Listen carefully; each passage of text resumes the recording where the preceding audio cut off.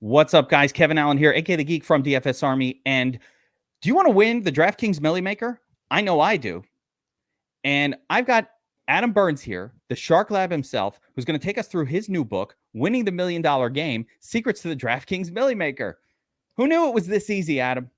Who knew? All right, so today we're going to get into the book that you've written, Winning the $1 Million Game: Secrets of the DraftKings Milly Maker. I'm super excited to talk about this. But before we even get into that, tell us a little bit about your background. So you are a mathematician. Tell us about your math background. Where'd you go to school? I'm a graduate of The Ohio State University. Graduated with degrees in economics, math, and statistics with a heavy background in mathematical and statistical economics. That's the stuff I like to hear. Math major.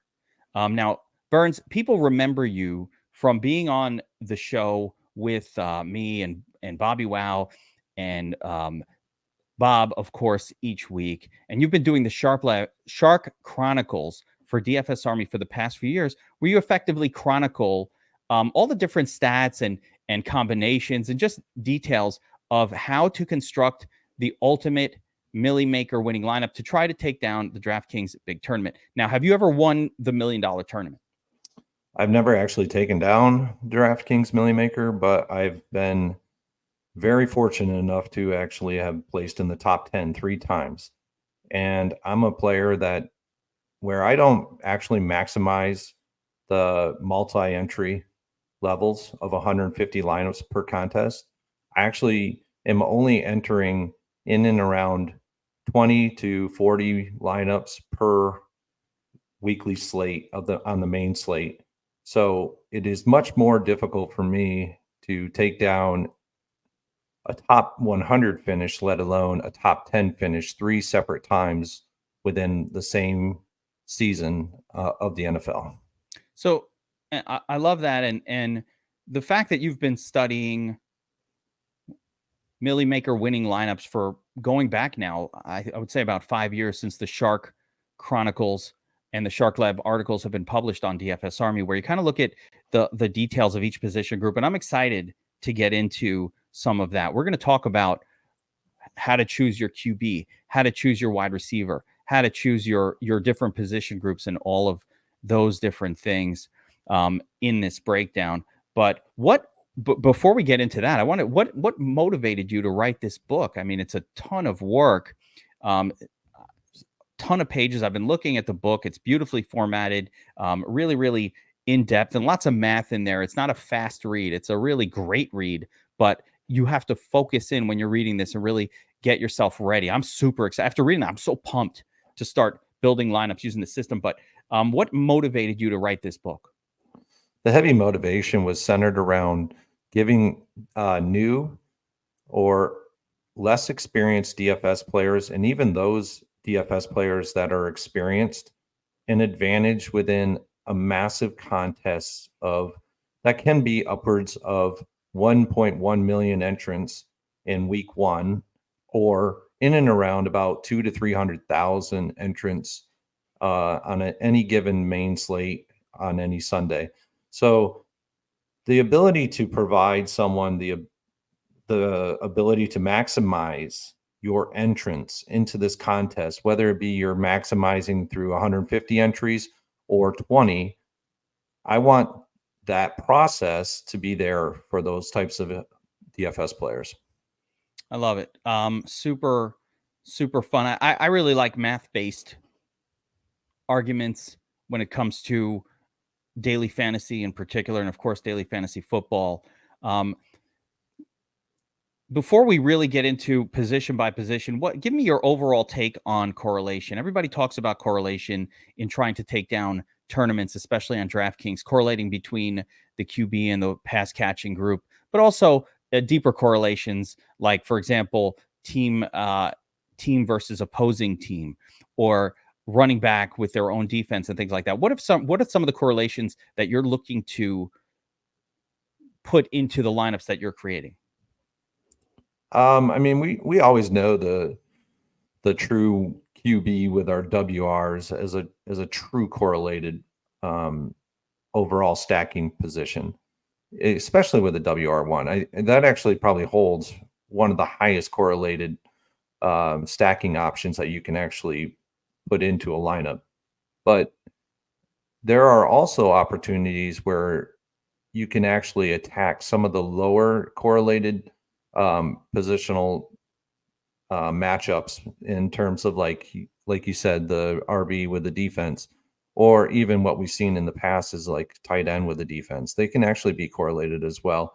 But in our game today, we're starting to see more and more running backs and offenses that are pass correlated with the running back. So attacking with a quarterback and a running back and a wide receiver in the same lineup is actually becoming a more favorable proposition.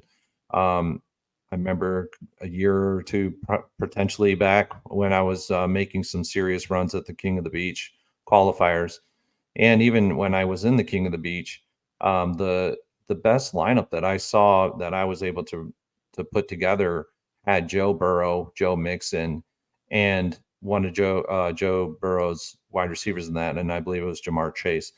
And that lineup, though it doesn't look like your old typical, run of the mill stacking options for a lineup, that lineup crushed that weekend, and it was probably to my benefit because I actually earned a King of the Beach ticket off of it. So Nice. Yeah, I feel like I almost remember a few of those times when it was Burrow going crazy, but randomly also Joe Mixon was in that mix. That does happen on occasion, even sometimes when they don't throw to the running back. But I don't know that that's correlated. It just seems like stuff happens. right. Sometimes like that stuff happens. So I think the positive there was maybe not Xing out the running back, allowing them to be with that quarterback on occasion. Do you handcraft? So we talk a lot about optimizer back testing, and also handcrafting of lineups. How much of each do you do? I know you mentioned earlier that you don't max out the Milly Maker, and I agree with that approach. One of the things about the Milly Maker is it will suck your bankroll dry. It's a bit of a gimmick contest in the way it plays out. So actually, I'll start with how much of your bankroll on a week over week basis are you allocating to the Milly Maker versus other game types? Is that all you do? Are you just attacking the Milly Maker?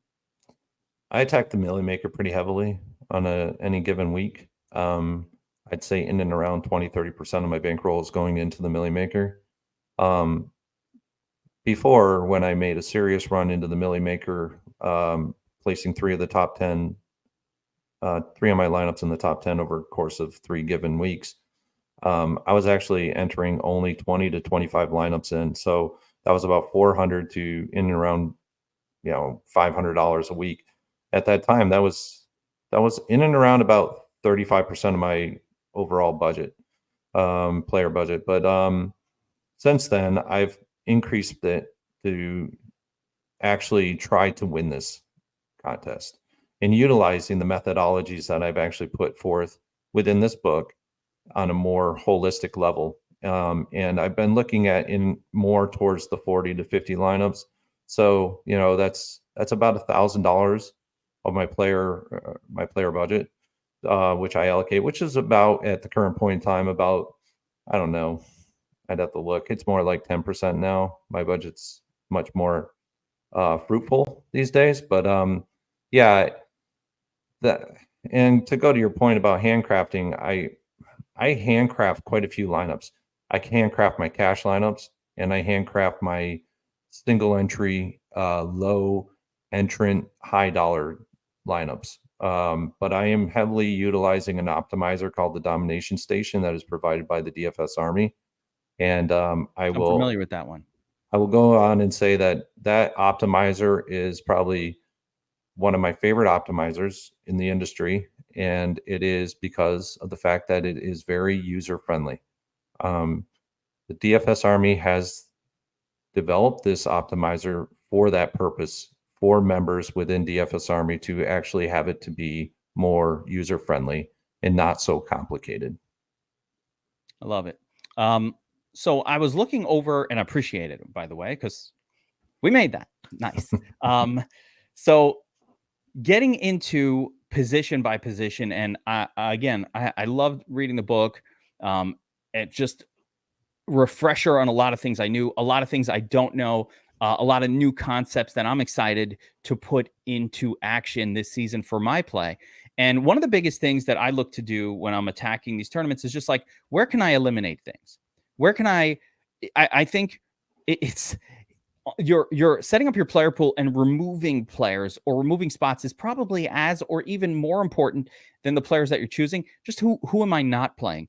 And one of the things I really, really loved about the book is there's a lot of negative in there, not in terms of negative things, but rather who should we not be messing with, right? You start to eliminate the zeros or the players that rarely wind up in winning lineups. And I notice in a lot of your statistical study, you'll just say, hey, 94% of the time, this and this are the case for this position group. So why bother?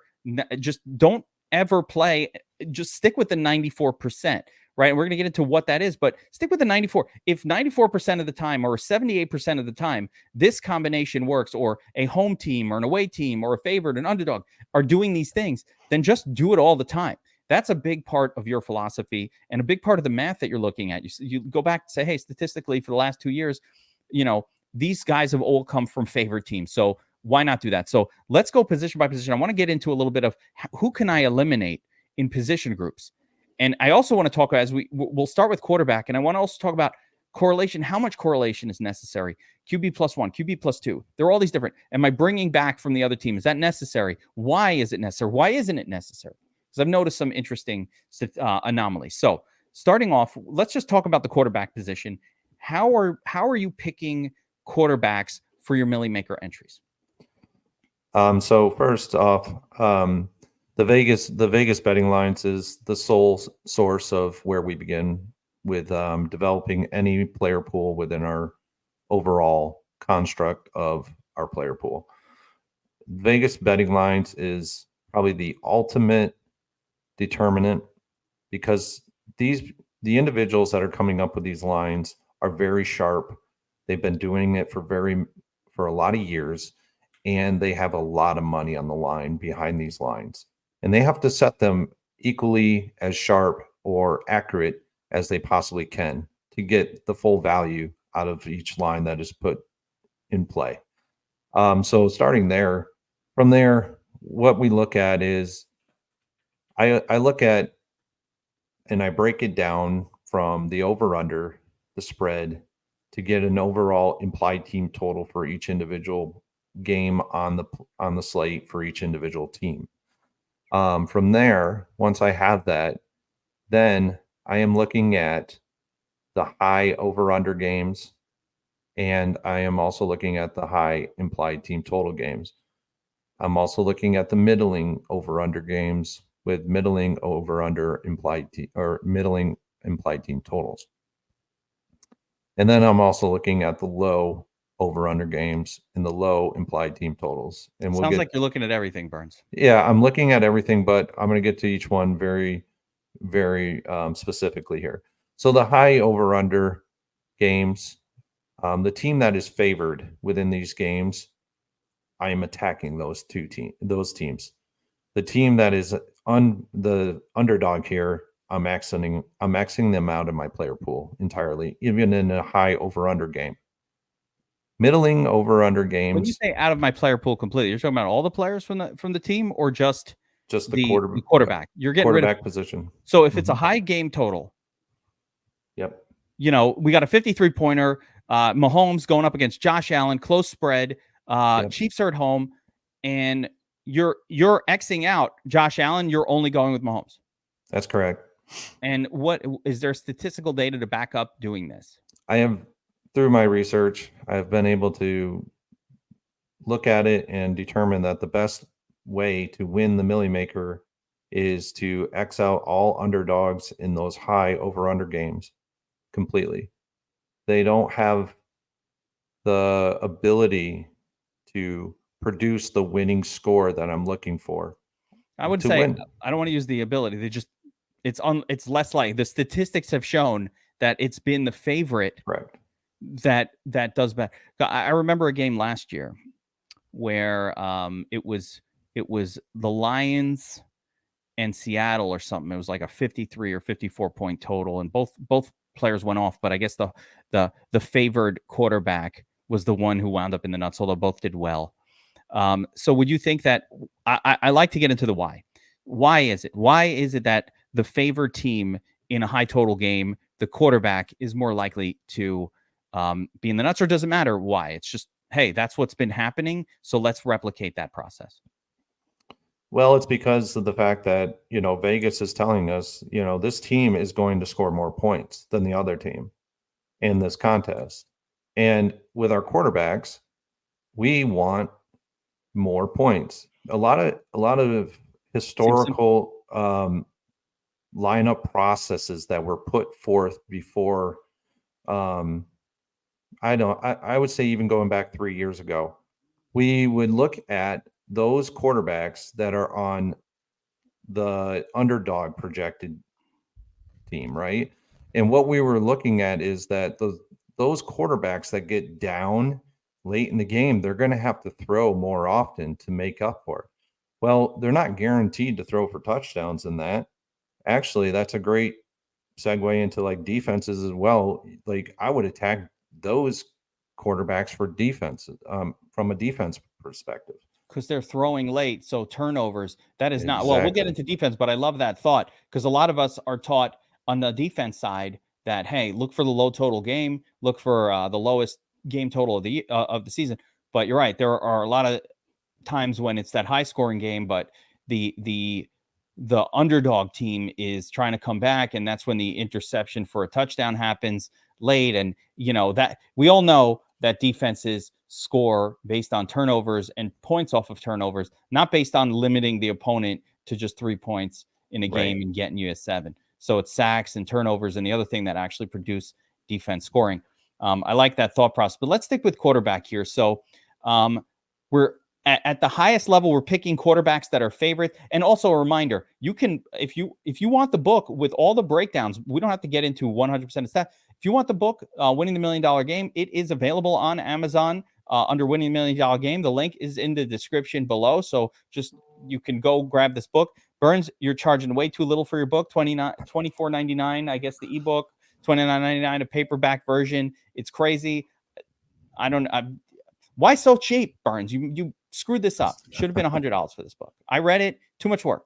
I really want people to have the ability to purchase both options, so that if they're on the go and they're developing lineups, say on a main slate, all of a sudden, John X, Y, and Z, his wife is like, we got to go to my mom and dad's house on Bring your Sunday, and book he's with you. like, bring your ebook with you on your phone.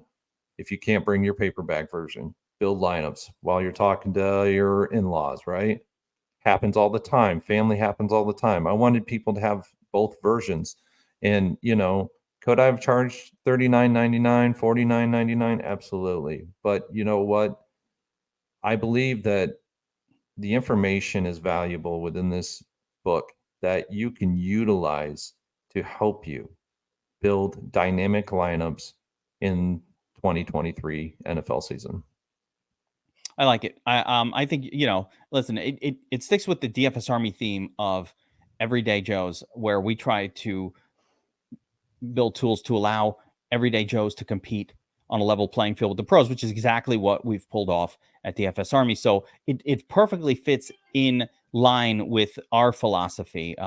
Just a big difference between what DFS Army does and other places that really cater to just having like big name players getting wins and showing them off, as opposed to what we're trying to do, which is have our actual subscribers take down these tournaments and what ends up happening. So I really like that. And one of the cool things about the book, as I was reading it, is, yeah, it's a reference. So each week I just, it's a lot of stats and references to salary levels that have historically worked out, or different, game types in terms of the spreads and the various spreads. And, oh, in this situation, what should I do? And which position group, and the same thing with defense. So it's basically a reference guide as well. So you'd want to have that each week. I actually really like the paperback concept for that reason. So I could just quickly, wide receiver, remind me again. Oh yeah, I want these types of wide receivers, and look at some of the statistics that lead to positive outcomes for the wide receiver group. But again, continuing on with the QB discussion here. So high spread game, we want to take ideally the favored QB and just get rid of that underdog. I think an extra benefit of getting rid of the underdog is in a high spread close game, that underdog will be pretty high owned. So you're getting rid of a chalk piece that historically hasn't performed as well. Do you have the stats on this? But that historically hasn't performed as well, or really hasn't shown up as much in Milly Maker winning lineups as the favored quarterback. Do you have a stat to back that up? Or I don't want to put you on the spot because we're in the middle of this. You might not have it memorized, but I'm sure it would be in the book. Well, it is in the book, but not so much on the high over-unders, just over-unders in general, like on the betting line favorites. Looking at the 2022 season in general, the winning Milly Maker lineups targeted 69% favorites, quarterbacks in their lineups. That's a significant percentage of favorite quarterbacks in the winning lineups. I mean, in two of those, I believe that were non-favored underdogs. I believe it was Justin Fields out those 2 weeks. So you're looking at a running quarterback who pretty much utilized his running capabilities to get him to the winning scores those weeks. But regardless, so wait, let's explore that exception, because you said 70% of the time it was a favored quarterback, and on two of the occasions that it wasn't the favorite per se, it was a running quarterback like Justin Fields, who he could put up a 40 and his team like it doesn't matter that much with a running quarterback. So are we carving out an exception specifically for the Justin Fields, Trey Lance / Anthony Richardson types that or even a Lamar Jackson? Like if it's a running quarterback, do we carve out an exception, say, you know what, these guys can get there any week unless it's some crazy defense? You kind of always want to play a little Fields. Potentially we could, or it could just be an outlier, right?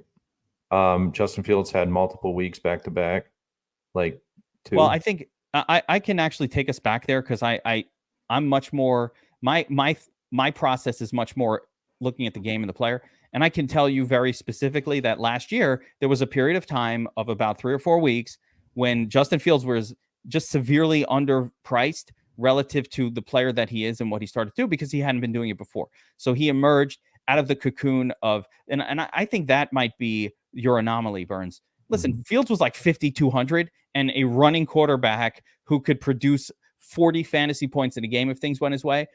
And it was just, now you won't see Fields 5,200 anymore on DraftKings. Now Fields is 8K with the rest of them. So I think how much, which brings me to just an interesting side topic of how much do you think salaries and general pre-expectations go into play here when it comes to putting these lineups together and pick these players? So we have a player that is breaking out. We didn't know it. And there's a perception about the player that he's garbage, and all of a sudden he's good now.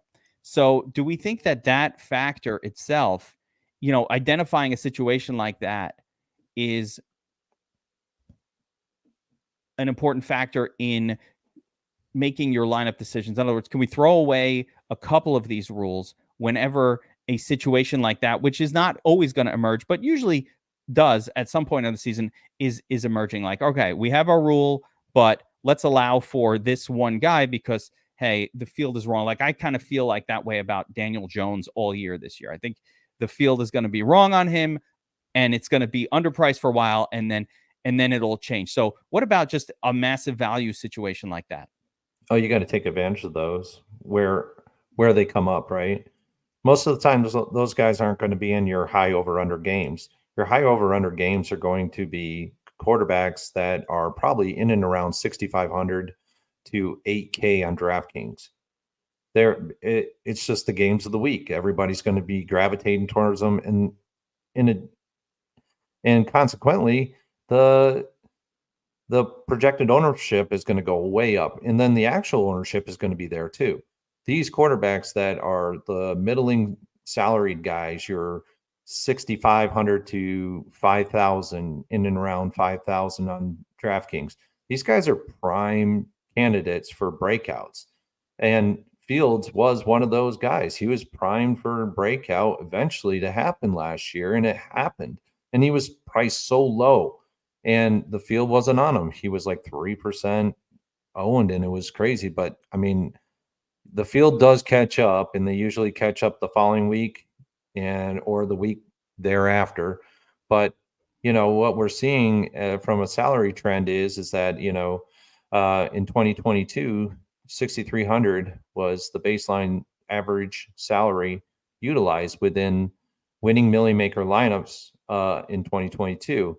That's slight down from 2021, and then it's further down from 2020, where we had the highest overall average salary for that 6-year period that I looked at from 2017 to 2022.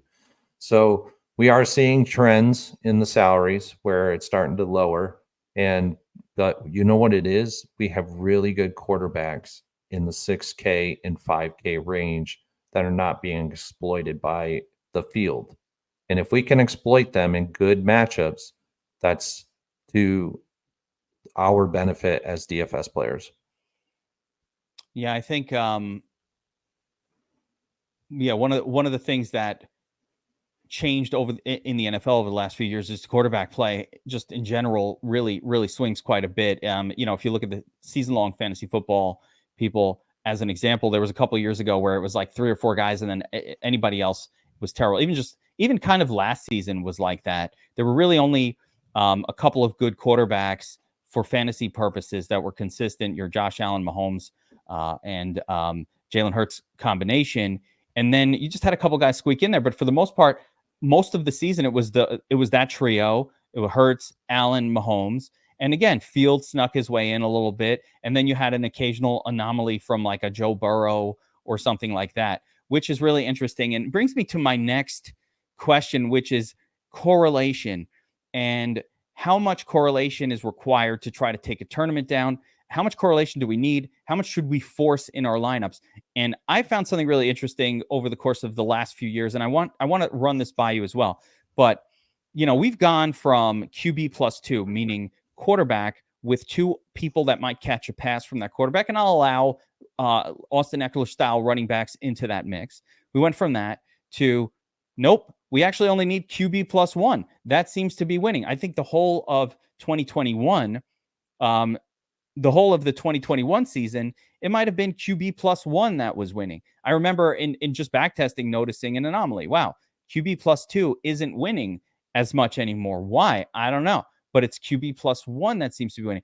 And then we kind of floated our way back last season as we're going through backtesting and just memories of the Milly Maker itself, where we actually saw a bit of a mix where the running QBs were able to do it with just one player in correlation, rarely game stack. And the other thing is game stacking. Game stack has kind of gone down a little bit, although it still wins on occasion. It's not necessary. And I have a theory why, but, and I'll talk about my theory in a second, but last year we noticed that we really got into this thing where the running QB only needed to be stacked with one player, but the pocket QB generally requires 2 players to go off for them to get there. So pocket QB +2. And that's kind of a little bit where I've left off. But I have a theory, Burns. And my theory is this.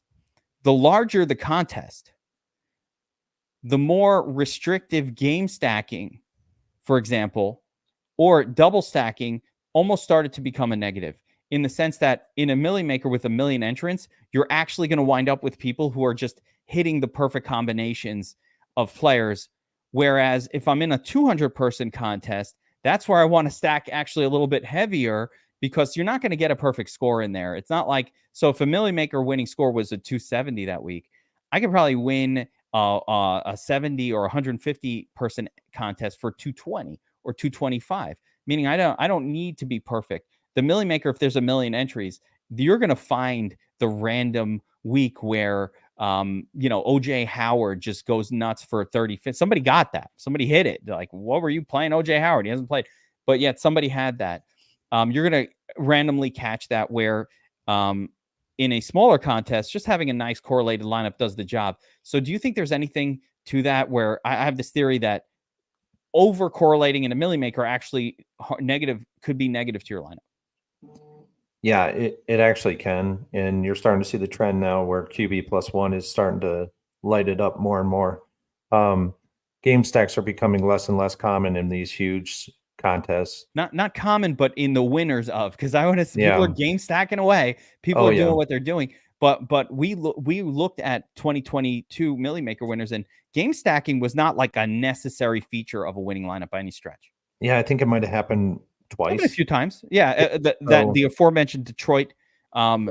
the Detroit Seattle game, and there was a few times where it happened, but it didn't. Even some of the game stats, it didn't even seem like it was a necessary thing. Like the other Yeah. game piece didn't even really help that lineup, which is fascinating.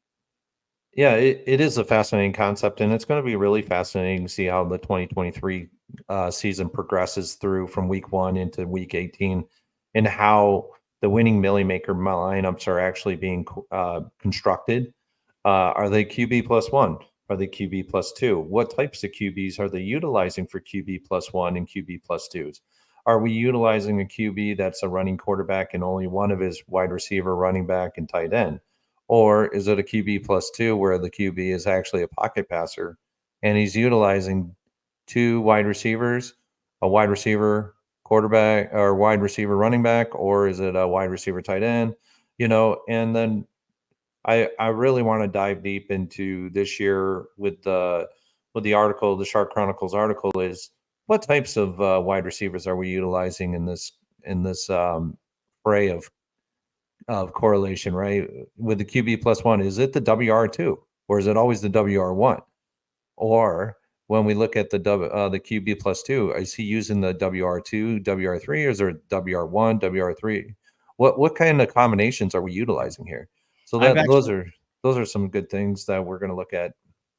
I've done a little bit of study of this as well, and it's really interesting that from a technical perspective, the QB is more correlated with the WR2 and WR3 than they are with the WR1, because the WR1, it's kind of the reason why Devontae Adams could go crazy week after week after week last season, or the last few years, and yet both Derek Carr / Aaron Rodgers were not going off as well. And it's just because one guy isn't enough to carry a pocket QB to a GPP win. So it's the second or third wide receiver / the tight end that's more likely to be going off when that QB is in a winning lineup that's a pocket passer.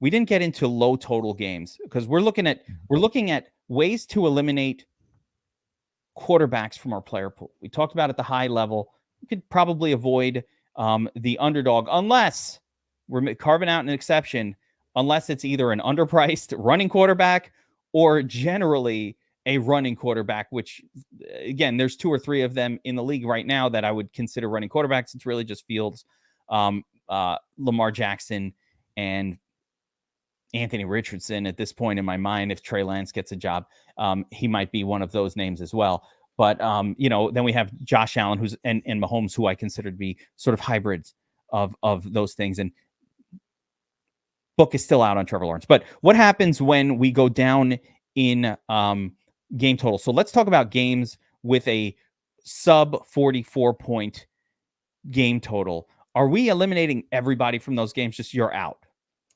What does the Shark Lab say? So we would classify those, right, as low over-under games, typically in and around 43 and below on the over-under. How often has that shown up, that type of quarterback shown up in a Milly Maker winner over the last couple of years? Very seldom.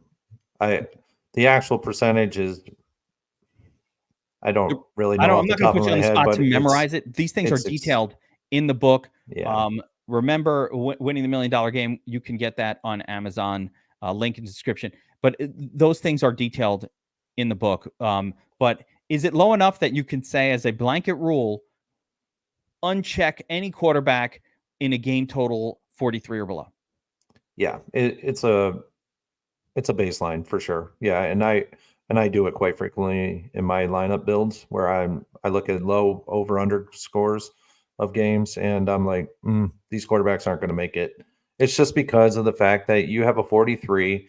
If you split it apart where, the implied team totals is like 23 and 20, right?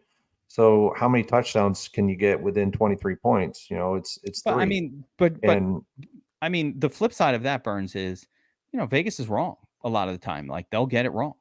In the early season, they have less predictability, but as the season goes on past September into the first week of October, that predictability becomes very, very sharp. It's very acute, and they're getting these games more and more right as the season goes along, and it's because of the historical predictors that they're seeing within the data that they have to determine these lines. As of today, before we're just ahead of the start of the 2023 season. What we're going into week 1, we're going into week 2, whatever it is. What criterion are you using at your QB position, and what type of stack? So, what is your stack type, for example? Are you going to stack pocket QBs with 1 or 2? And what about the running QBs, 0, 1, or 2? How are you approaching it? First, I have to look at certain indicators to determine what quarterbacks are actually going to make the player pool once I've actually looked at all the lines and determine which quarterbacks are actually viable in my player pool. Now, as the season goes along, these metrics actually help you determine or shrink in your player pool. And those are the efficiency metrics that I detail within winning the $1 million game. Determining quarterbacks is all based on efficiency metrics outside of Vegas betting lines and a few other criteria that go along with it.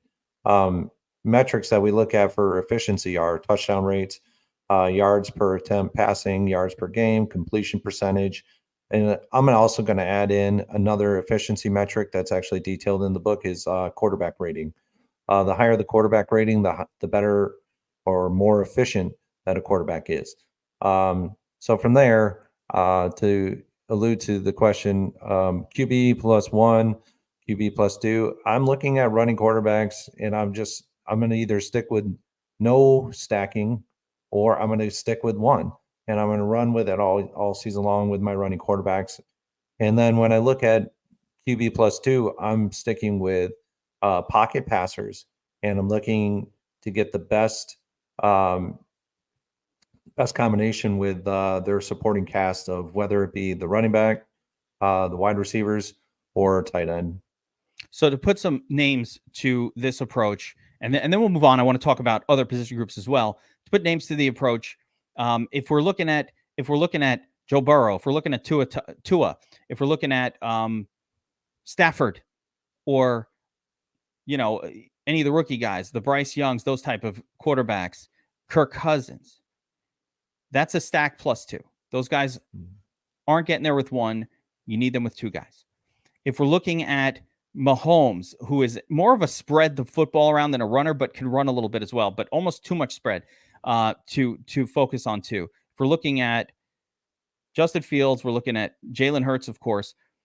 You're saying either 0 to 1. I don't believe in the 0. I always will stack with at least 1, but those running quarterbacks, and Daniel Jones, I think I forgot to mention, but I put him in the list of running quarterbacks as well, where it would be stacked with 1. So are you kind of looking at it like that? But your true classic pocket passer, the statuesque Joe Burrow types.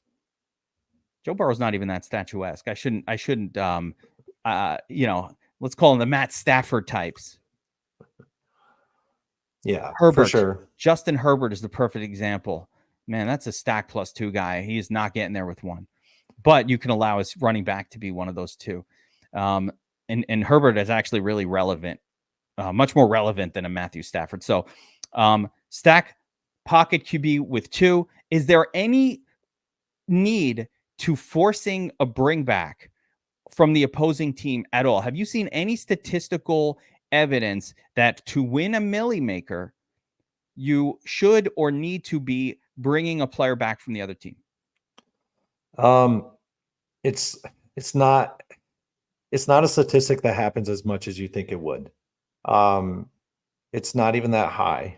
Because it's commonly accepted. I'm trying to break a myth here. If it's a myth to break, it's commonly accepted that you should just game stack and go nuts. And we've seen a game stack or two go off in the past, but you're saying it's not statistically significant enough to make all my lineups that way? No, I don't think you have to make all your lineups that way. I think it's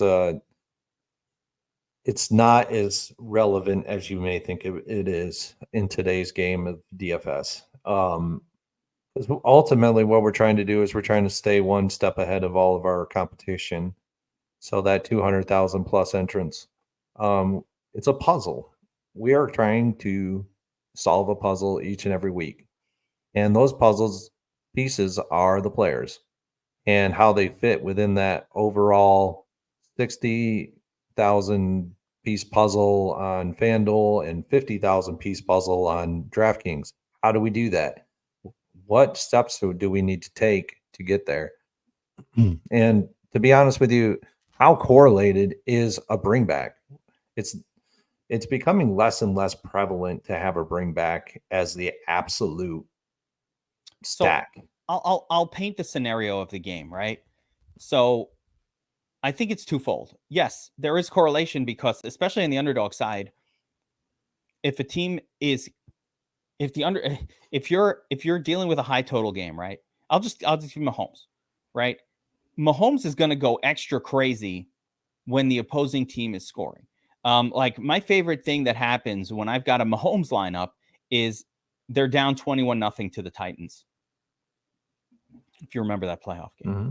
Because while everybody was complaining, I was like, oh yeah, he's about to go bananas. Because when they have to catch up, they're throwing, they're going crazy, and that produces these insane high scores. So I do think there is correlation there. But what I think the problem is it doesn't have to be. He could also go off without that. So that's really the challenge of DFS. One of the cool tools we're actually working on for the domination station, and spoiler alert, no one knows about this, but we are getting ready to release it, is this ability to actually create a little more natural selection, so to speak, where you can say if QB Mahomes, if QB, if Mahomes is your QB, then boost opposing running backs and wide receivers by 5%. Like give them a little projection boost without a forced stack. And one of the cool things that just naturally will allow a little bit more of these game stacks to sort of happen, but not forced. It only happens when players were already projected well. And I think that is the difference for me. Like you look at the numbers a lot. I'm very much into how the game plays out. And for me, what I've seen is like, it's more of a natural thing. Like when you're making lineups, if you're forcing a bring back from the other team, it's going to grab somebody, even if they're a bad projection. It's taking too much away from the projections when you're doing that. Or if you give a little boost here or there. So I kind of like that approach. And it's something that it's a tool that we're actually building for DFS Army where the user can say, hey, if QB then give a little boost to opposing players, but not enough that it will automatically force them into lineups. So that's a little change. And reminder, we're talking to Adam Burns of the Shark Lab, just wrote the Winning the $1 Million Game Secrets to the DraftKings Milly Maker book. It is chock full of statistics. It is chock full of charts, beautifully written and really, really beautifully edited and formatted. So I have to give you a lot of props. I know it's not anything that people go crazy for, but this does not read like like a college essay. This reads like it really reads well, like it was put together with thought and really nicely formatted. So you can check that out. Again, we've got a link for Adam's book in the description, or you just go to Amazon and type in Adam Burns Winning the $1 Million Game and it will pop right up. So we appreciate you supporting his work by grabbing that book if you like. So with that being said, let's move on to the running back position here. How am I picking running backs just in general? Obviously, projections are important, but are there a set of rules for the running back position? Do I have to eliminate running backs from low scoring games? Where can I eliminate? Why am I choosing running backs? What does the Burns Shark Lab say about all this? So we're not eliminating any running backs from our player pools per se. What we're doing is we're looking more towards volume beasts. We want running backs that are volume kings in this day and age within our DFS lineups. Guys like Derrick Henry, in where he's just getting the bulk of all the carries. Think Those back guys are last expensive, year. Burns. I understand. How am I I how am I affording Derrick Henrys in all my lineups? Too expensive. He is expensive, but there's other. He was just an example, but last year, guy that came out of nowhere early in the season, then he rode it all the way throughout the rest of the season, where he was a pure volume machine. Was Josh Jacobs? He was very low salaried in the beginning when he started to hit his stride. I think it might have been in and around week 4 to week 6 where he hit his stride and he blew up. And he was about 5,200 that week, and he exploded for in and around 37 to 39 DraftKings points. And if you didn't have him in your lineups, you just didn't win money. At least high amounts of money for that week. But he's a volume machine. And Derrick Henry is a volume machine on the Titans. You have many other guys that are going to be volume machines this year. I'm interested to see how Joe Mixon does this year. He could very well become a volume machine, but I don't know. We got to weigh it out, see how the game plan comes to be with Cincinnati. But there's other guys in the mix of running backs that could become volume machines this year. And what about favorite versus underdog or any of that? We look at the betting lines and the implied team totals, the favorites, just looking at favorites alone in the 2022 NFL season, winning Milly Maker lineups, 62% targeted favorites. Okay. And what about 62% targeted? So what about the previous thought or certainly conventional wisdom that said target running back where the team is heavily favored and teams will be ahead late with the thought that teams that are ahead late are not throwing the football, they're running it, they're killing the clock, they're handing it to the running back, and that is supposed to create positive running back outcomes. Have you seen that teams with higher spreads that are favored produce better outcomes to the running back position? Yes, but you also have to look at the running back core and how they're utilizing the running backs. Last year, we saw Nick Chubb, and he had Kareem Hunt on the team too. So Kareem Hunt was getting his fair share of carries, and then Nick Chubb, he gets his fair share of carries. And how are they utilize them in fourth quarter when they're up, right? So you have to weigh that kind of stuff out as well. It's not just a slice and dice. Well, yeah, straight line, high over unders and a team favored by 13 points on a spread is going to actually lead to a better score coming from the running back. Well, if their running back splits carries 50-50 with a RB2, that's going to minimize the amount of fantasy points that running back's going to score. And then you got to look at the type of running back that he is. Is he just a straight runner, or is he a pass catching back? Pass catching backs on DraftKings lead to higher fantasy scores in general. Yeah, I'm looking at some of the statistics in the book here as you're breaking that down, and of the 62% of winning lineups that rostered betting line favorites, 73% of those were home favorites, but still there were a solid 38% of lineups that used underdog running, or 38% of the running backs in winning lineups were underdogs. But a lot of times those were road underdogs. I think, to me, the player projection accounts for a lot of this. And maybe the answer with running back is, trust the projections on the running back position. One of the things we noted in our backtest study of the 2022 season is the rating system that we have at DFS Army was very predictive across all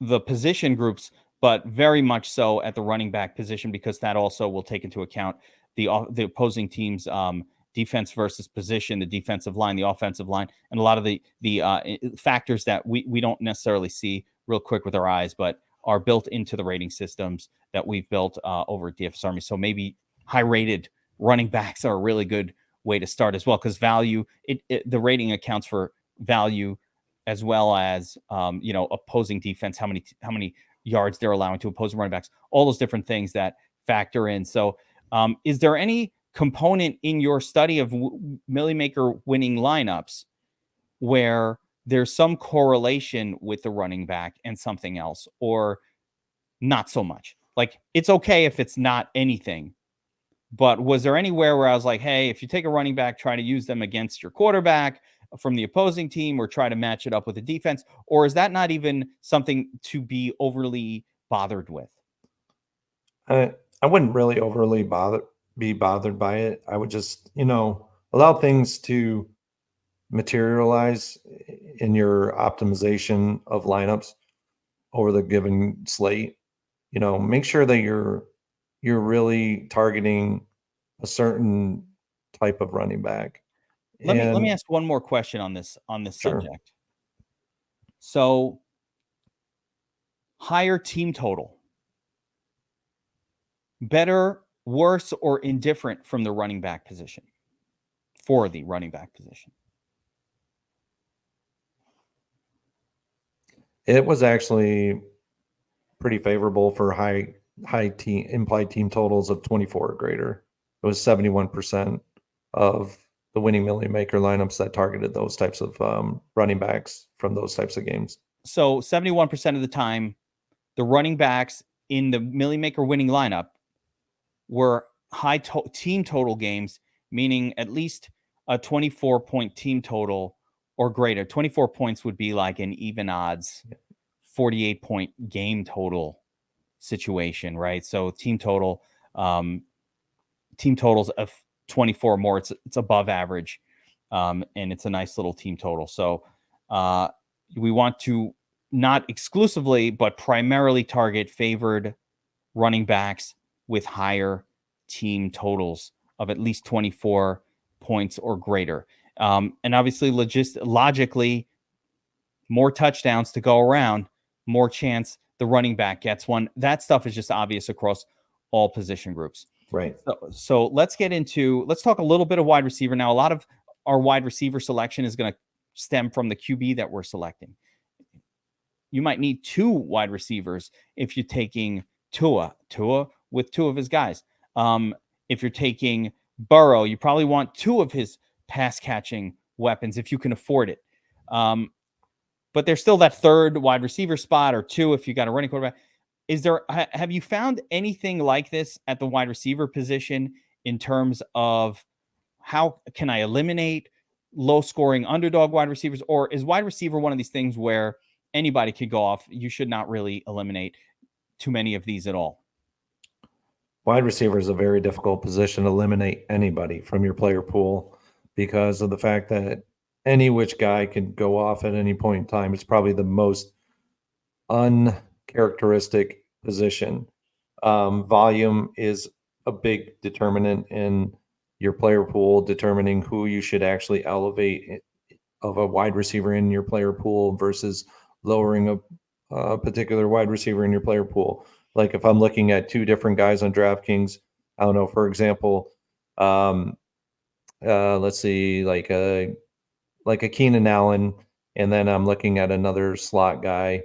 And so Keenan Allen, say he gets, and we even discussed this in like the book as well, whereas like Keenan Allen, say he gets like 12 receptions and he's getting targeted 14 times, that's huge amount of DraftKings points. So that's 12 points right off the bat for him. If he's targeted 14 times and he's getting 12 receptions, that's 12 points. You add on the yards, say he scores he's getting 100 yards on that. Now he's got the 10 plus the 12, that's 12, that's 22 plus the 3 points for the bonus. That's 25 points right there alone for a guy that is a target machine. So that showcases to you how much importance that volume is on DraftKings.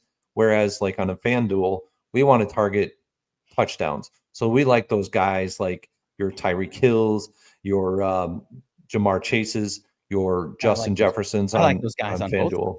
Oh, I love them on both, but that's kind of like the difference.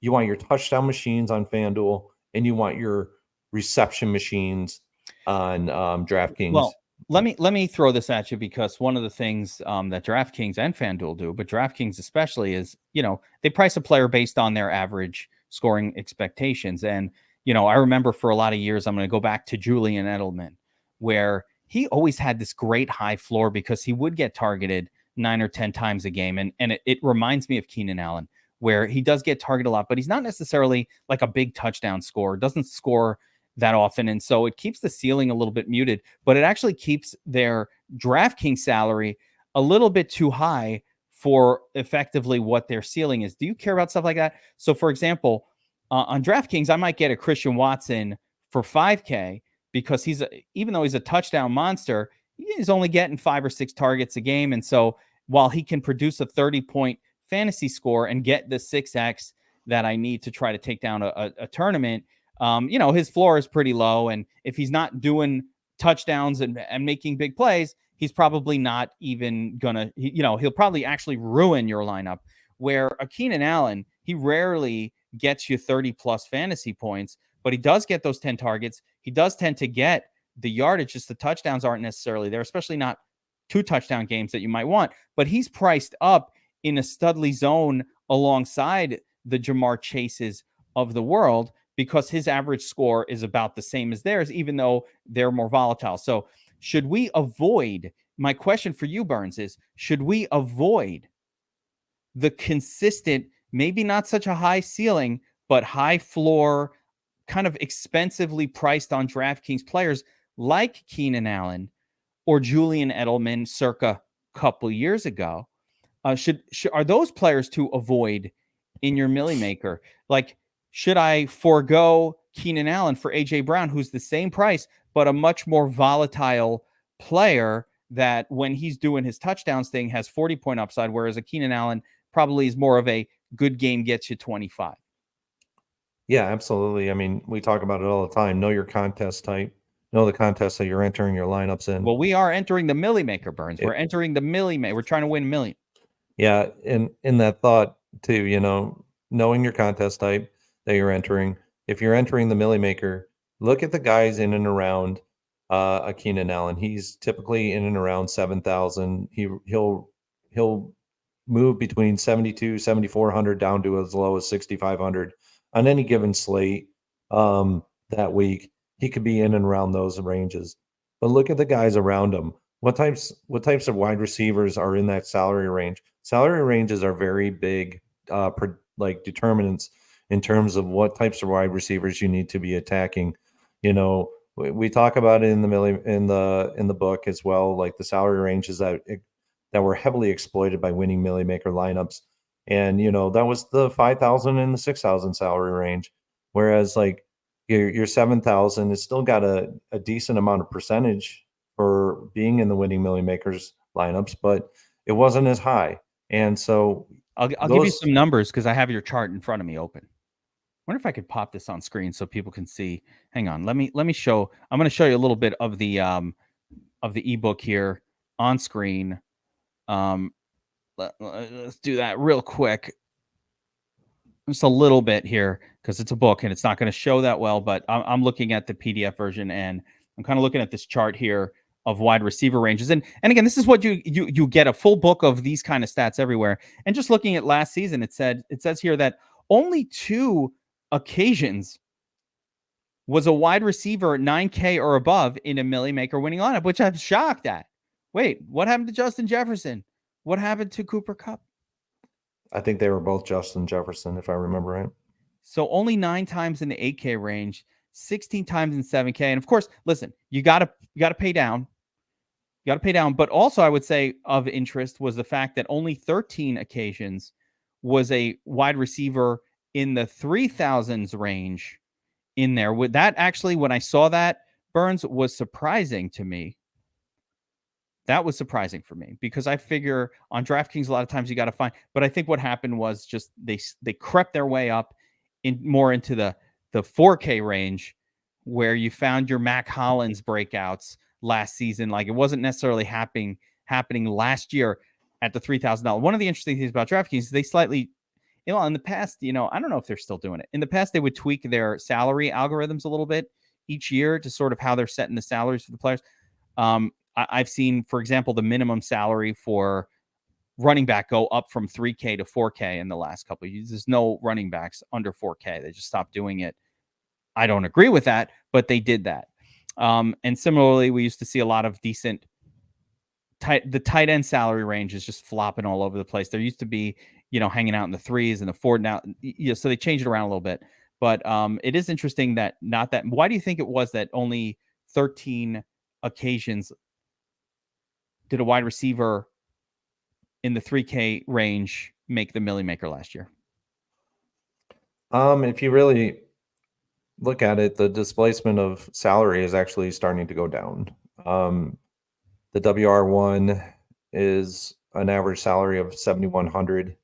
WR2 was an average salary of 5766, and then the WR3 had an average salary of 4,900, which is pushing 5K range. What does that tell you? That tells you that more and more winning lineups are targeting more of a flat spread across their wide receiving core. So you're looking more at lineups that have a 6,000 range with a couple of poppings of a 7,000 guy in their salary range in there, and then you have a $4,000 guy in there. Whereas before, like even in let's say potentially like 2020, the range was higher. So yeah, it looks like 2019. I'm just looking at this chart. 2019, 2018, and 2000 is really different. But 2017, your WR1s were just under 6K. And then 2019, by 2020, they were up to 7,300, and they've held over 7K for the last couple of years. So it's really interesting. They're starting to utilize more and more 7K guys, but they're not utilizing a lot of the 8, 9K guys, because when you start to utilize them, it actually forces you to use more 3K guys. And so it all goes back to that puzzle. How do you want to slice that $50,000 salary cap puzzle that DraftKings has on us? Do you want to have a $9,000 salary ranged wide receiver, where it forces you to have look for a $3,000 guy who, yeah, he could be a boom guy, but the likelihood is very low that he's a boom guy. So But effectively, you're giving yourself. Let's take this back to statistic class, Burns. So, it's tough enough. So when you choose your 9K plus wide receiver, the first thing is that guy needs to go bananas.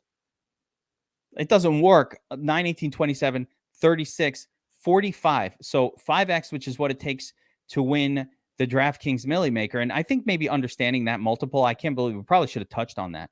But it's a 5X multiple to win the DraftKings Milly Maker. 5X of your salary, 50K salary. Per position. Yeah, you need about a 250 point score most weeks to win this contest. I've seen it win at 270. I've seen it win at 230. I've even seen it win at about 215 on a horrible week. But for the most part, 250 is that I will win the tournament. I'm going to win lots of tournaments. Generally, if I score 250, that's 5X. So when you lift that up to a 9K plus, let's say it's 10K, they need to score 40 to 50 fantasy points, which is just not going to happen that often. Even a Cooper Kupp can't do that every week, or can't even do that a lot of the time. Maybe they'll do it once or twice. Even a Justin Jefferson, he's only got a couple of those in him a year, and yet at that price point, he's effectively priced to a ceiling game. So it only happened twice last year. But the second thing that the second lotto ticket is, it's already a 10% lotto ticket for a 9+K player to actually make value. And part of the reason is because, what are you talking about, geek? Justin Jefferson put up 36 points this week. He's fucking great. Was he, though? Because at 9,500, that 36 didn't do enough that didn't help us win the tournament. If he's not getting more than 4X, 9, 18, 27, 36, he's not actually helping. He's just keeping you level, which has benefit as well, but he's only keeping you level. The only way to make that work is if you also simultaneously hit on 1 or 2 3K less play. Like, you've got to hit If I get a 4x on a 9K, I've got to get about a 10x on a 3K to make up for it. So I think the odds of both your super high expensive play working, but also in combination with whatever $3,500 punt play you chose that week to actually work out is where it becomes too difficult of a combination, or why that only worked 2 times all of last season, or one time, once or twice, all of last season. So that's really interesting. So it sounds to me like avoid the really, really expensive wide receiver. Now I want to go see the chart for running back. Hang on. See, this is great. I'm now in the book, and now I'm like, wait a minute. If that was the case for one receiver, what's going on with running backs? And now I just scrolled back to the chart, and this is why you need the book in hand, because you're kind of thinking these things through, and you're like, wait, what does the chart say? And I look back at the running back position, and it says 9K range, and all of 8K and 9K combined, very rare. And that the sweet spot are those 6,000, 5 and 6. And here's another thing. Last year, it almost never happened. Now, this is a kick in the balls to my play cheap running backs thing. I'm calling it an anomaly, because there will be situations. We just didn't have those situations as much last year where like a guy got hurt and then there was some 4K. I think it happened a couple times. Maybe it was, I remember the names. I remember everything. It was like Eno Benjamin went off one week and it was him. Like, but there weren't that many situations. Samaj P. Ryan on one Samaj week or something like that. But like, we just didn't have those situations. DraftKings and FanDuel, and this speaks more. I'm going to put this back up on screen because this speaks more to an aggressive change in approach. Like last year, I'll give you exactly what I mean by this aggressive change. Vikings, what? I'm not a Vikings fan, but I'm wearing the hat. So we'll talk Vikings, and Dalvin Cook gets hurt, and you're like, oh, Alexander Madison's season is here, right? Mr. Burns. Yes, I love Alexander Madison, right? Like I go into it, and then I click on Alexander. Wait, why is he priced as a starter? Why is he 6K? What the fuck is going on here? DraftKings, you pricks. They aggressively raised up the backup running backs to the point where you were not catching the 4K guy anymore. Freaking Madison's all of 6K, the same price as Dalvin, 1,000 different. It's basically the same price as Dalvin Cook. Freaking David Montgomery gets, where's K-Herb? Where's Khalil? Let's put him in for 4. Wait, why is Khalil at 5,500 already? What the fuck are they doing? DraftKings started pricing the backup running back. This is really different for FanDuel, by the way, which is a whole other thing. But we're talking about how to win the DraftKings Milly Maker. FanDuel did not do that. And last year you had all these wonderful opportunities with these guys on FanDuel to play free squares, so to speak. But on DraftKings, they were aggressive. So is that what you think happened here? Because I haven't seen this borne out on a chart like this, but I do recall last year that like there was nothing going on under 5K at running back because DraftKings just would price the backup, as if there's a chance that the starter got hurt. So they would price him that way, and you'd never catch. This is so different from 3 or 4 seasons ago, where I would be able, and it wasn't even 4K. At one point, it was 3K, where you'd get the backup running back for 3K that was starting. And then it just became a decision of, do I want to eat this chalk or not? But now it's not that. So do you think what I'm saying, like, do you want anything to add to that, or do you think I just nailed why this is? No, I think you nailed it. I mean, DraftKings is ultimately becoming more and more sharp to these RB2s on these teams where they lose their RB1 the week prior, and then it trickles into the following week, and then the RB2 is thrusted into that RB1 slot, and DraftKings is becoming more and more sharp to this. FanDuel, they seem to be maybe a week, 2, 3 behind this. DraftKings last year was doing it before the injury. The guy, crazy. Madison, was just hanging out at 5,800 all season. You're like, what's this guy doing here? Well, he's ready for an injury. Are you unplayable on not an injury week? They could have. What that is probably they've been learning from prior seasons, like a Dalvin Cook, he's injury prone, and Madison could be thrusted in at any point in time in the season. So why not keep his salary high and therefore make it that much more difficult to roster him? Yeah, it's annoying. I don't like that. I loved eating that chalk. That was one of my signature approaches to DFS, and they kind of took it away with I that. And so the cheap running back chalk has gone away, and I think that's what's led to this decline in the 9 and 8K player being viable. I can't play him because I need a 4K running back or some other cheapie in order to make it work, or you just cannot build a lineup on DraftKings. And I think that is because this is a real actionable anomaly that we're looking at right now. When you talk about, I love actionable things, and this is actionable to me.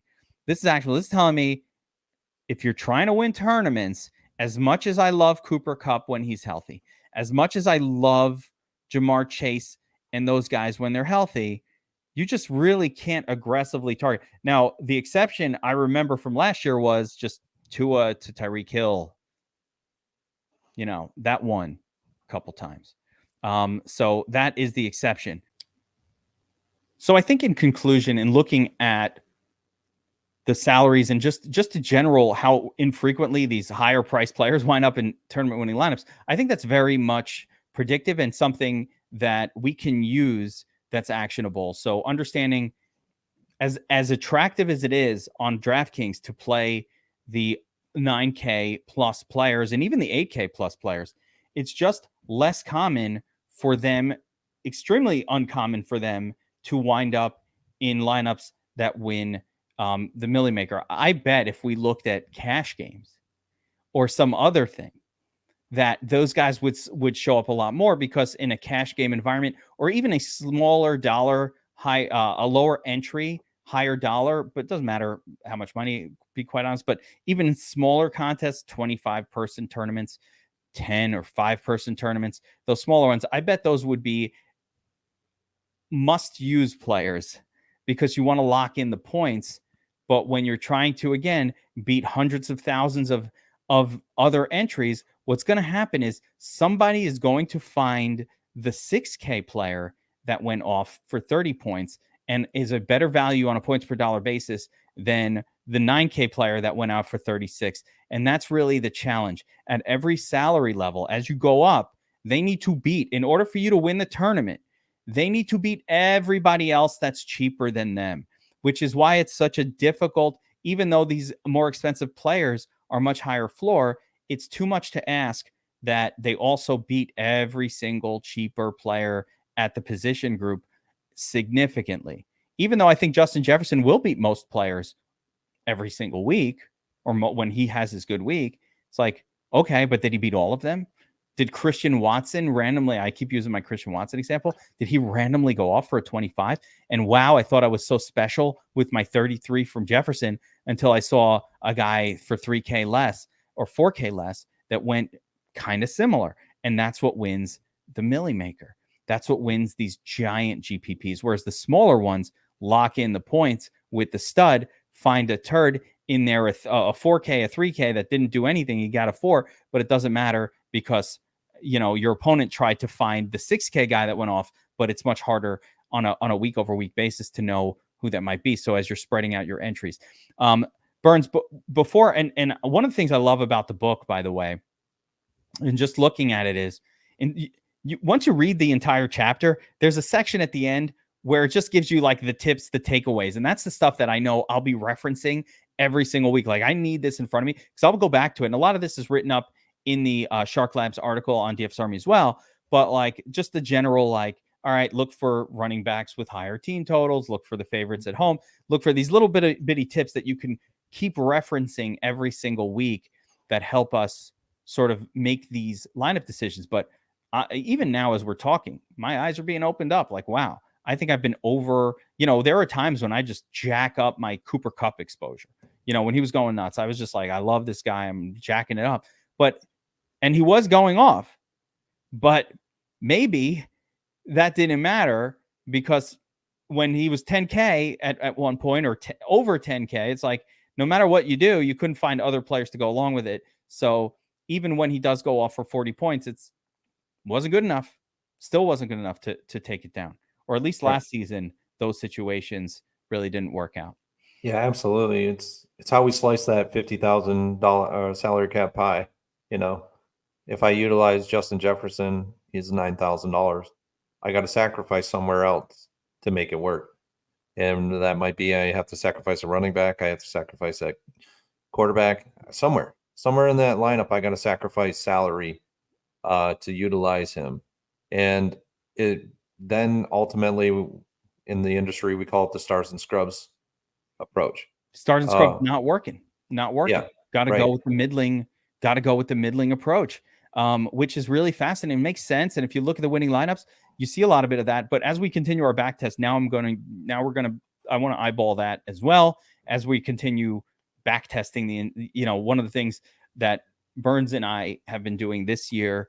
And we try to do this every year, and I do it in season, but we're doing it in live streams with DFS Army subscribers. Is we are back testing the entirety of the 2022 season using the optimizer, going back, rerunning slates and looking them over from the previous year to understand.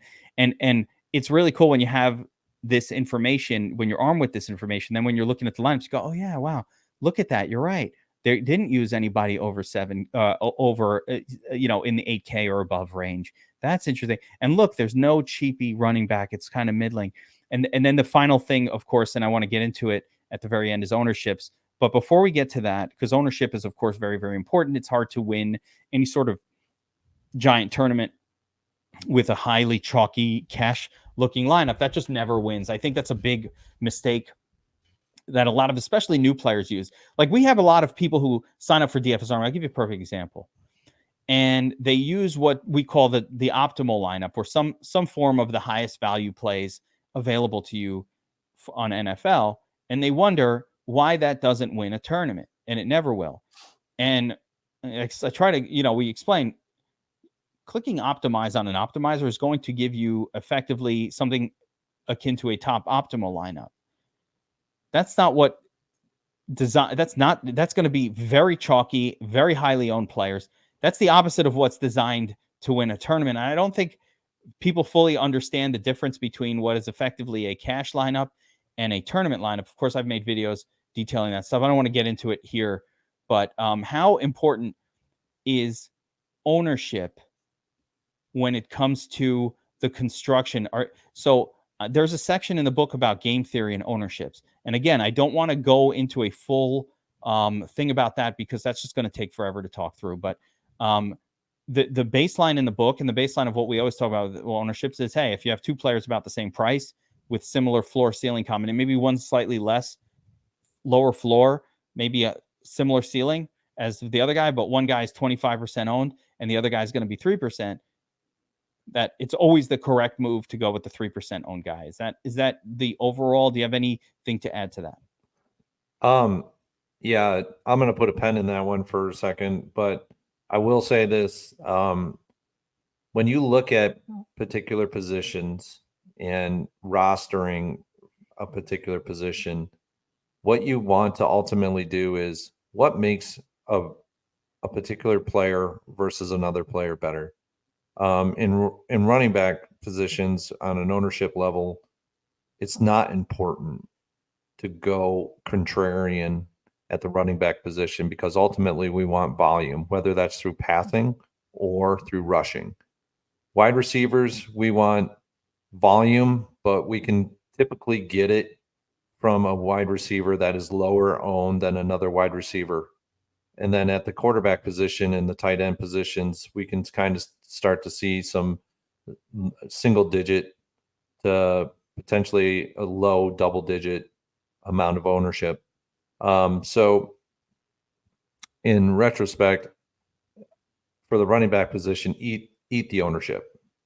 If it is a Josh Jacobs who is 25% owned versus a guy that, I don't know, let's just use Cam Akers for Cam example Akers. purposes. Yep. Let's just use him Your for an example, pronunciation of right? his name was disturbing. Sorry, couldn't get it out there. Cam Akers. Let's just use those two guys for example, right? Let's say Josh Jacobs is 6,300, Cam Akers is 6,200. Josh Jacobs is 30% owned of a projection, and Akers is 25% owned. Real similar, but From there, you got to break it down to matchup base. You have to start looking at the types of teams that they're actually going up against. Who actually has the better matchup? And so from there, you can discern whether a guy's better play versus another. And ultimately, it may come back down to Josh Jacobs at 30% ownership, right? But I also say, like, Josh Jacobs is a volume machine, and Cam Akers may potentially be a volume machine in 2023, but that jury's still out. So Josh Jacobs has history of being a volume machine for the Raiders. So these are all things that you have to weigh out in the course of building your lineups. It's just a lot of information, and it was honestly my hope that when I wrote the book that I could have this all in one place for you to see and go back and look at and pull from, so that it helps you as a individual DFS player build better lineups. I love it. All right. Let's talk a little bit about a couple of position groups that we haven't talked about. And I just want to get some tips here on a couple of the final position groups that we haven't gotten to: tight end and defense, right? Of course, we're making NFL lineups. We've already kind of covered a lot of really cool stuff, really actionable information. And of course, there's a 72-page book with all of this and more. And there's bankroll management discussion and process discussion as well, which is really important, but also something pretty deep to get into here. But tight ends, you've said to me something really interesting and surprising over the years, which is that I should be targeting favored tight ends exclusively. I don't know why that anomaly is. I don't even think it matters why, but give me the metrics behind this. So why am I focused, is that still the case in your study since you wrote the book? And why do you think that is? Or does it really matter why? Who cares? Just that's what ends up in winning lineups. So let's use those guys.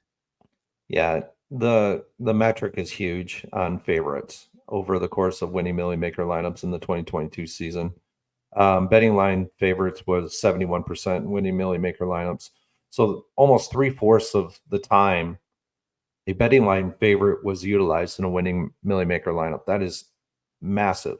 And to carry it forward, with an applied team total of 24 or greater was utilized 71% of the time too. So we're looking at betting line favorites with a 24 or greater on the implied team total 71% of the time.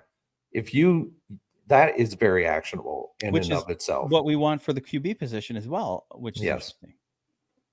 So utilizing that information alone is extremely actionable, simply because you can just look at all the betting line favorites and look at anything. If you're just building a hand build lineup and you're looking at all the games across the spectrum for the slate, and you can look at all the favorites, tight ends, and then you can further break it down by only those tight ends with an implied team total of 24 or greater, you have significantly narrowed down your field for your hand build lineup to just a few tight ends.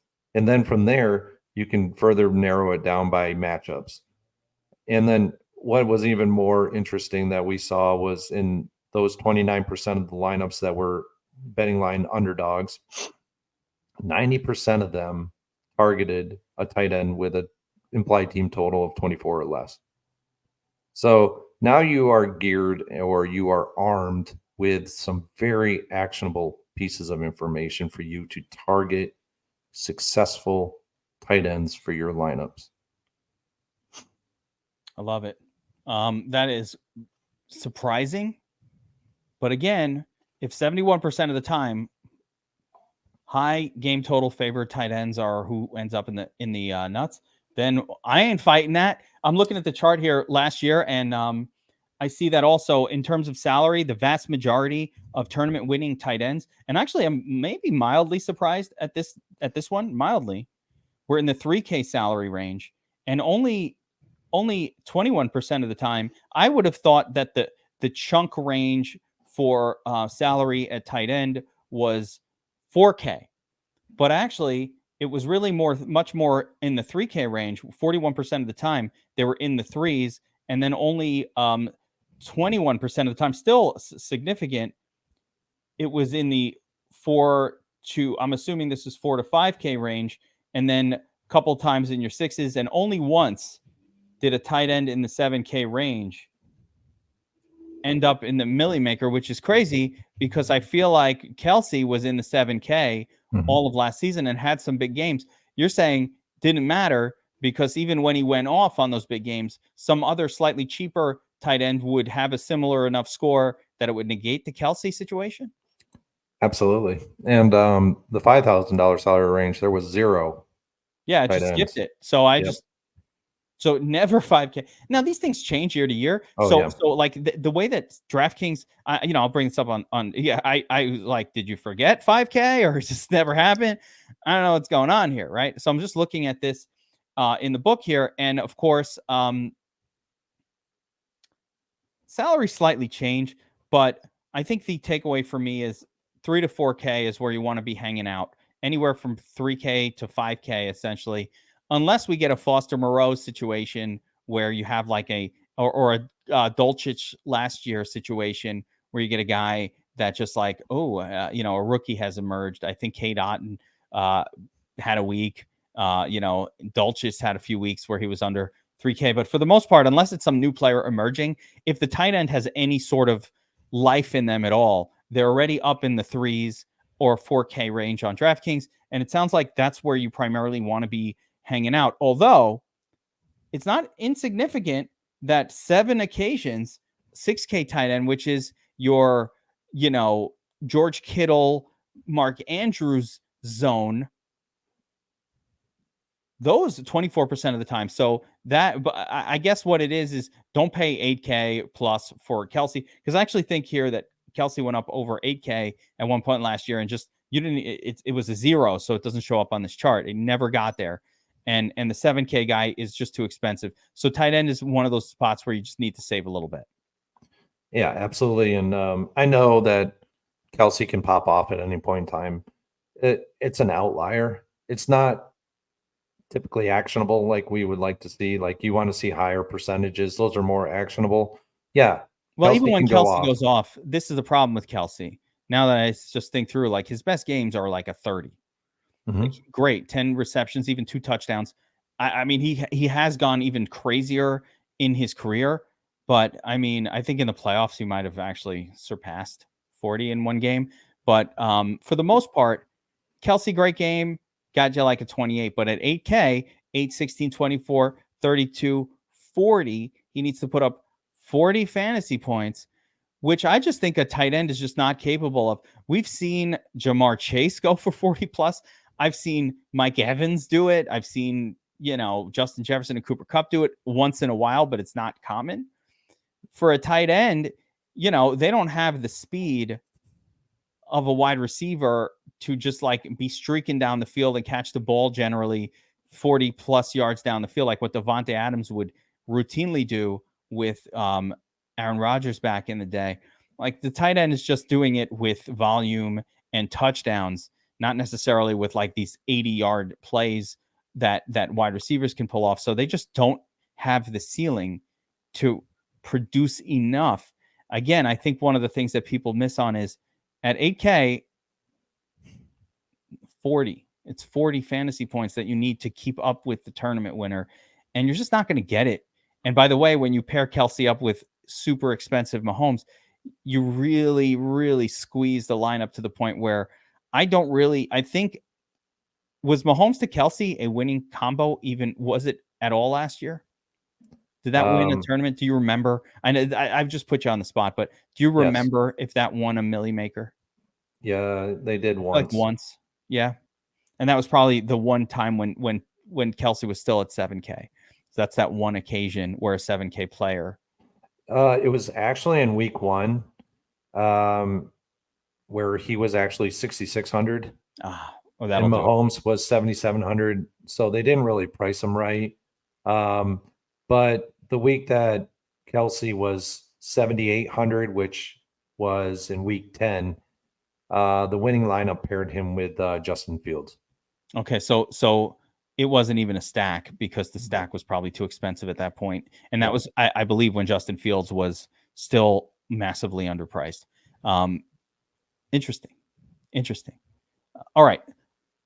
Let's move on to the defense position, because this is, for me, one of the hardest parts of DFS, picking defenses. And it's probably the thing that, for me personally, that I most heavily lean on the Shark Lab article every single week. Like, that's the area that I'm like, I need to look at the defense, and you'd have a defense of the week. And it was always different. What I loved about it was always super different, or frequently super different from the defenses that I was looking at, which is why I liked it so much. Like, we end up on a lot of the same guys because, a lot of these things are just things that I do, right? I'm always looking at high total games. I'm looking at favored quarterbacks. I'm looking at favorite quarterbacks with high team totals. I think a lot of the discovery here is just kind of more mathematical, which is why we need a math science major here to sort of say, like, hey, it's, maybe let's avoid the 9K players, because the lineup, the math of putting the lineup together gets weird. So, but defense is just an anomaly for me. And so I'm looking at your statistics from 2022, 64% of the time, these were 2K defenses, which makes a lot of sense. The vast majority of the time, pay down on defense. It did happen one time, I believe it was when Dallas went bananas, that a 4K defense got there in the tournament winner, but super rare, only happened once the whole season. So we aren't playing, 3% of the time, we aren't playing a lot of 4K defenses on DraftKings. Again, what's wild is this stuff is really different for FanDuel, but we don't have those metrics, but it is really different. But philosophically, what criteria are you using to pick your defense? Because we talked earlier in the podcast, and it wasn't exclusively, hey, low team total, target away. Yeah, we are utilizing the betting lines to start our research, but from there we're looking at and the book goes well into this, so I'm gonna probably just paraphrase a lot of it, but what we're looking at is we look at matchups. We look at the offensive lines that the defense is going up against. We're looking at the quarterback position and how many interceptions the quarterback is giving up over the course of the season up into that point in time. How many sacks has the offensive line been giving up? These are all metrics that we utilize that generate fantasy points for the defenses.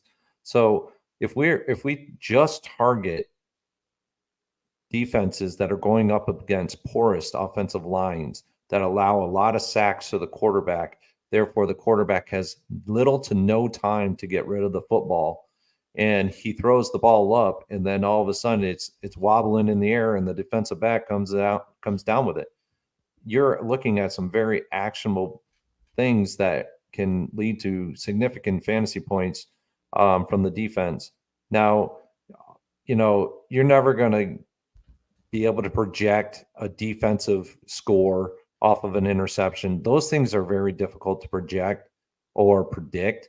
But if you just get on the right defenses based off of offensive lines, quarterback play, and then, from a salary standpoint, what we saw in our research this year was, from 2017 to 2022, we're looking at a 6-year period. 2017 had a high of 3350 on the salary of an average salary over the course of that season. And then what we saw, we're continuing to see a downward trend in the salary, which is actually pretty actionable because we're seeing a downward trend in 2022 from 2021. But what we saw was in each of the odd calendar years, the salary eclipsed $3,000 in an overall average for the season. Now, when we look at that, you may not say, well, that's not very actionable. But actually, to be quite honest with you, it is actually very actionable. Because if you look at the 2017 to 2019 salary amounts, there's a difference of $156 of average salary. And then if you look at 2019 to 2021, it's like $155 to $156 difference between the two. So in 2023, which is an odd calendar year, we could conceivably see a an ending average salary of 156, lower than the $3,037 total average salary for 2021. Wait, So what this means is that the salary ranges for the defenses that we could see this year are more in the 2000 salary range, where that 18 could potentially become more. no, odd years it goes up. Yep. It's in Even the years it goes 3000s. down. Yep. So It's weird. It's a weird this dynamic. matter is bananas.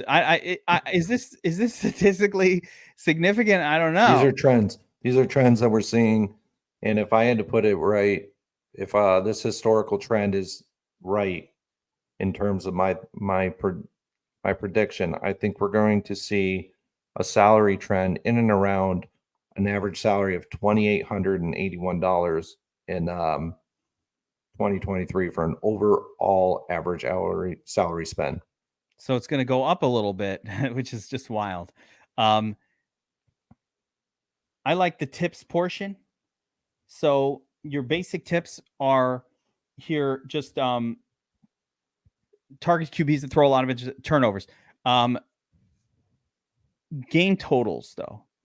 Is there any correlation between, is it team total, game total? Is there anywhere there that I'm looking at going, all right, I don't actually have to target low game, or I should target low game totals, or the game total is irrelevant. It's the team total that matters. I want lower team totals, or maybe it's the opposite. And maybe it's like, no, everybody's doing that. And you can actually target, is it heavy underdogs? 7-point, 10-point underdogs. Do we want to target those teams with our defense against? What are some rules of thumb here? Yeah. So what we saw was in 2022, and this may be in 2023 and may not occur, but 84% of winning Milly Maker lineups targeted of an over-under of 47 or less. So 47 is a middling over-under score. So, that in and of itself is an actionable piece of actionable stat. And then from there, what we saw was underdog defenses were targeted 53% of the time. But the underdog defenses had implied team totals of 18 or greater 82% of the time. Underdog offenses. No, underdog defenses. So clarify this for me. So use the defense from the underdog team. Yep. 53% of the time, underdog defenses were utilized in winning Milly Maker lineups in 2022. The underdog defenses had an implied team total of 18 or greater 82% of the time. So they were underdogs, but targeting implied team totals of 18 or higher. Their opponent or the defense itself? So their opponent had implied team totals of 18 or more. No, the actual defense that they rostered had an implied team total of 18 or greater. Why is that relevant? It just minimizes the amount of defenses you have to. So what we're trying to accomplish, right? We're trying to take. So if we have 12 games on the slate, we have 24 defenses. That's a lot of defenses to have to weave through for a new or less experienced DFS player. For anybody, it's hard for anybody. I don't want to say anyway. Exactly. I'm experienced. It's a lot of defenses for me to go through. So what we're trying to do is we're trying to minimize the number of variables we have to actually take into consideration on a given Sunday. And so if I look at a defense and I'm looking at them and I said, okay, all I want to do is I want to take 24 defenses and I want to pare it down so that maybe it's half. So 84% of the time, defenses that have an over-under of 47 and lower. Okay, I want every defense that has an over-under of 47 and lower in my pool. So effectively, the first move is get rid of the high total games. Yes. Both sides of it. Both sides. For the time being. And then what I want to do next is I want to look at the underdogs, but I don't want to look at them. I don't want to actually say, okay, so all I want is underdogs, because that's not just going to work, because it only worked for a little bit over half. So from there, I want to take the underdogs. Okay, I'm going to put them over here. And then I want to look at the implied team totals of 18 or greater. Okay. So you're going to start to pare these teams down, because if you get like low over underscores, and then a defense has, say a team is an underdog, but they have an implied team total of 15. Well, they're not actionable. They're not going to be able to get there in terms of a winning score based off of the betting line metrics. So these are just things that we've seen in the research. To go even further, what is even more actionable to further pare down your defensive pool is those underdog defenses that were on the road. We're seeing 71% of the time in winning Milly Maker lineups. So now you're even further reducing your player pool or your defensive player pool further. All right. I'm trying to get a logical reason why this could even be, because this is going against everything that I've kind of used. I like home defenses and favored teams. And this is going against a lot of that. And now I'm trying to understand the logic. And the only thing I'm coming up with in my mind is a slight underdog on the road probably should actually be favored, but because it's a road game, they're an underdog. So we're still dealing with a good team, but the other team might be favored because they're at home. And so I would imagine that these are not big underdogs. These are probably very, very small underdogs, maybe even within the margin of the 2.5 to 3 point home field advantage situation. Because I'm just, why would a road underdog defense? That's like the ultimate. Don't play any of that kind of like conventional wisdom. Why would that be good? I mean, it's just crazy. Underdog defenses with implied team totals of 18 or greater. So they still have a good team total. They're going to score. 18 is not that high, though. 18 is a pretty low metric for it. Almost every team has an 18 point. Quite honestly, that's like every team, unless it's like a piece of shit. So basically, you eliminated the garbage on the road, right? Mm-hmm. All right. If they're a complete shit garbage team, don't play these guys. But if they're any sort of a decent team, but they're on the road in a lower total game, that is a spot to potentially target. Now, of course, one would add in, it should be a good defense. Maybe it's like when the Jets were home favored because they're at home, but they're still got Zach Wilson. And, so Right. that opposing defense just goes off. Like, I'm just trying to understand, was this a 1-year anomaly? Have you looked at this beyond one season? Yeah, the trend was last year too, like in 2021. We were starting to see the trend, and then earlier was actually, you could actually target high over under games, and these defenses were doing well too. But this is just from the betting line perspective. You got to add in so many other variables, that we touched on. We want to target offensive lines that are really porous, quarterbacks that throw interceptions, and offensive lines that give up a lot of sacks. If you really look, I'm always a big fan of defense versus a rookie quarterback, because rookies make a lot that's of actionable too. Yeah. Just any And kind of rookie or young neophyte right. at position. In general, if we look at it, it makes a lot of sense for the 18 and greater, because those teams that are actually under that 18 implied team total, their defenses aren't very good anyway, because the overall team isn't very good. So we can just eliminate them altogether. But we don't want to base it solely on this, because just slightly under 50% were the favorites, and we saw pretty much home favorites were targeted 60% of the time. So like you were saying, I like to target home favorites. Absolutely, I would still do that, and I would continue to do it throughout your entire process.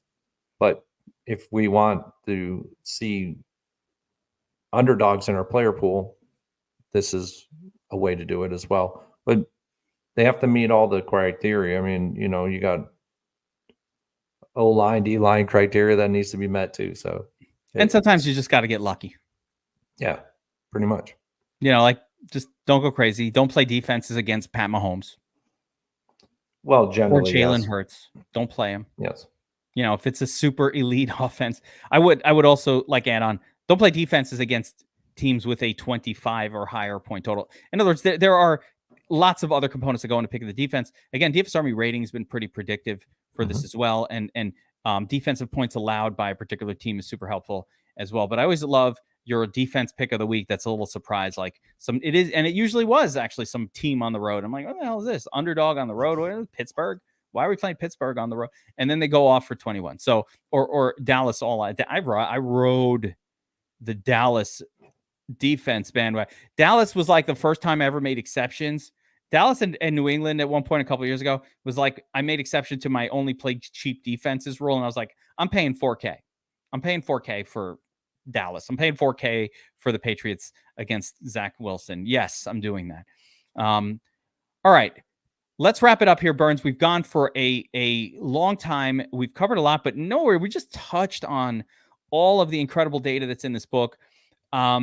Guys, if you want to get this, it's on Amazon. It's in the link in the description below. But more importantly, Burns will be with me all season long doing a Shark Lab video. You guys asked for it last year. You begged us for it, and we're going to make it happen.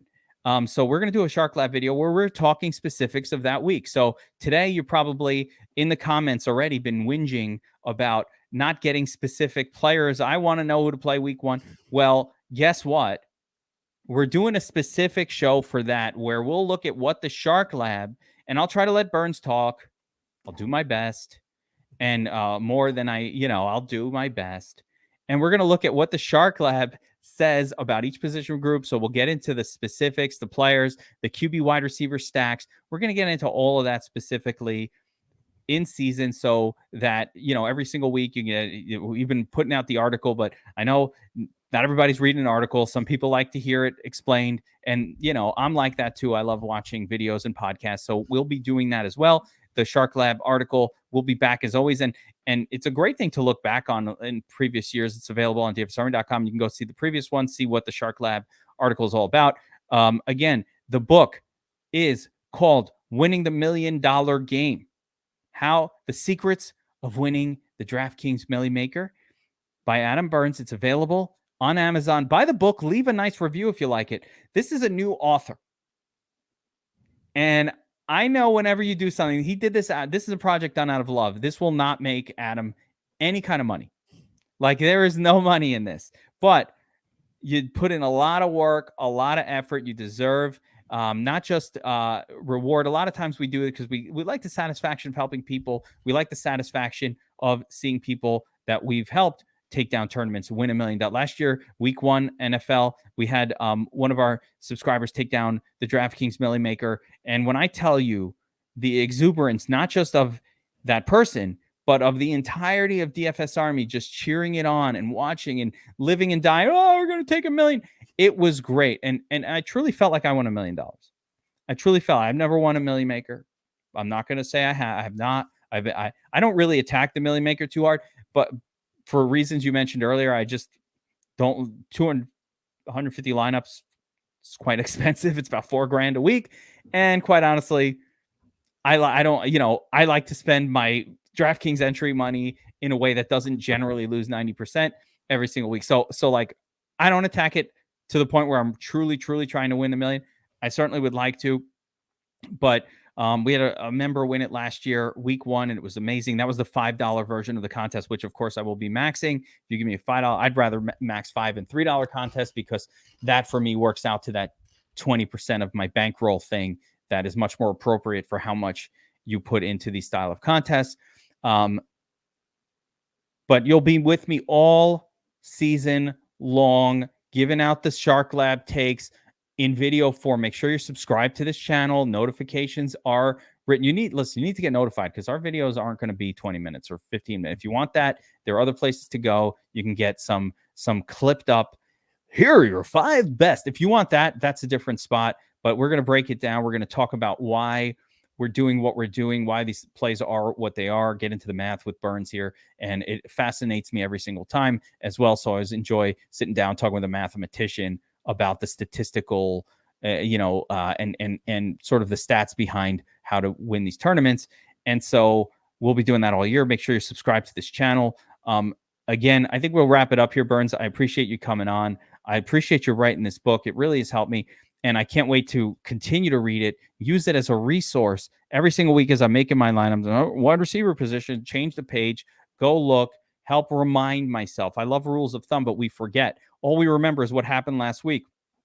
We kind of forget about long-term trends. It's really important to use this kind of statistical study to ground us in season and remind me, oh, yeah, last week this thing happened. So now I just want to chase that all season long when that is not what the long-term trends prove out. So stick to a process.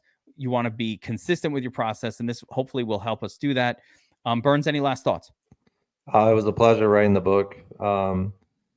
It was a long time coming. I've been wanting to do this for a very long time. I've always wanted to be a published author.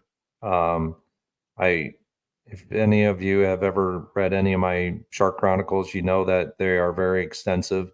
They're very backed in research, and they're very lengthy, but they're done that way on purpose because I want to give you every bit of information that I possibly can so that you are armed with the most amount of information possible to attack contests like the DraftKings Milly Maker and to be a little, and if anything, be successful at attacking them. These tips that are in this book, this is not just 2 years of research. This research goes back to 2015 when I first started writing the shark autopsy that turned into the Shark Chronicles. Every year, each individual article for the year has been better than the prior year. So 2023 will be armed and ready for being that much more better than the 2022 season. And I can't wait to start, writing it and podcasting with Kev on each week for the Shark Chronicles. I just really enjoy doing this for the members and for the public as a whole. So this is why I got into writing, and this is why I do streams and podcasts, because it's for you guys. We know this information, and we want you guys to have any and all information that we have. So I thank you to all the DFS Army members, readers. Also, I thank you to everyone in the public that gets to see this. I just am very grateful for the opportunity to be able to present a book of this magnitude and this quality to you so that you can utilize it to win and be successful in 2023. And I'll see you at the top of the leaderboards. I love it. I love it. All right, let's wrap it up there. Hit that subscribe button for the channel. We'll have a weekly, of course, Shark Labs show with Burns. So you got to be around to check that out. And of course, tons and tons of DFS content coming out here on the channel all the time. So make sure you're subscribed as well. Buy the book, Amazon, and we will see you next time. Take care, everybody.